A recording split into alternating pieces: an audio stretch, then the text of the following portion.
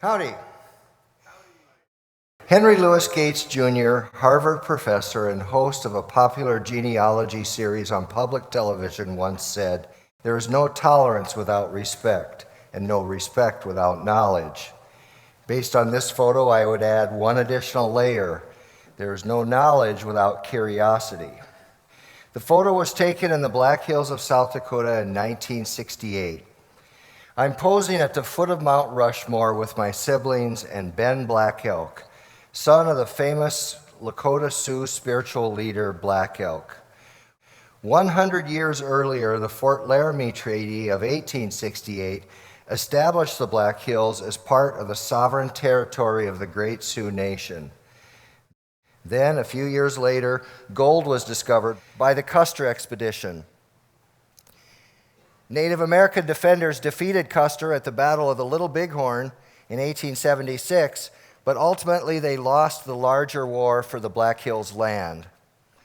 I mention all of this because Ben Black Elk's father witnessed the Battle of the Little Bighorn, along with the retribution from remnants of Custer's 7th Cavalry at the Wounded Knee Massacre of 1890.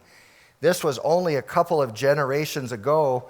10 years of my life have overlapped with Ben Black Elk's, yet it was not until recent years that I came to realize the significance of these historic events as a teacher at a Native American boarding school.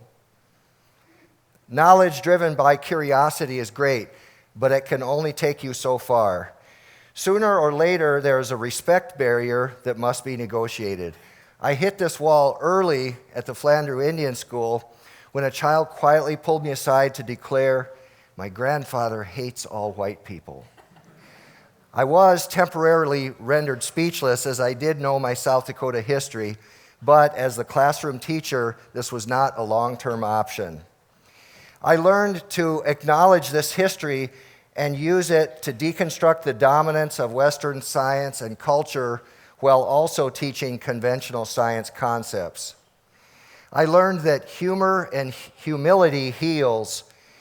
By highlighting the mistakes and missteps of Western science along a continuum of folly and humor to profound tragedy, I learned that seemed to create a safe space for Indigenous children to feel validated and supported with their own perspectives.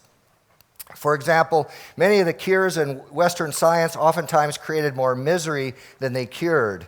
To this day, the campsites of the Lewis and Clark expedition can be located by mercury deposits in the soil, or should I say, the exact location of the latrines of these campsites can be located because these deposits came from mercury-based laxatives that were in common use by the explorers. Of course, since then, the evidence for mercury's toxicity has come to far outweigh previous magical beliefs about its curative powers, but other medicinal practices have been equally misguided. Just prior to the Lewis and Clark expedition, the most respected physicians available attended an ailing George Washington with the common practice of bloodletting. We loved our first president so much we bled him to death. And then there's DNA. Scientists James Watson and Francis Crick did finally confirm the long-standing universal belief of indigenous communities about the sacred interconnectedness of all living things. Our common DNA unites all races as one species related to all other life forms. Not far from Mount Rushmore lies Harney Peak, the highest summit in the United States east of the Rocky Mountains. Originally named after U.S. Army General William S. Harney, a federal board recently changed the name of this mountain to Black Elk Peak. This action came after many years of protests and advocacy by Lakota people, citing General Harney's brutal tactics of warfare against women and children. I was pleased to celebrate this small step of reconciliation with descendants of Black Elk's tribe, along with other indigenous children, in between science lessons at the boarding school. Mutual relationships of respect and tolerance are possible, but it is important to note the absence of acceptance. The Black Hills land was seized in 1877, but to this day, the land remains a subject of legal dispute between the United States government and the Great Sioux Nation. So it seems that respect and tolerance may be the best that we can hope for in this post-colonial world.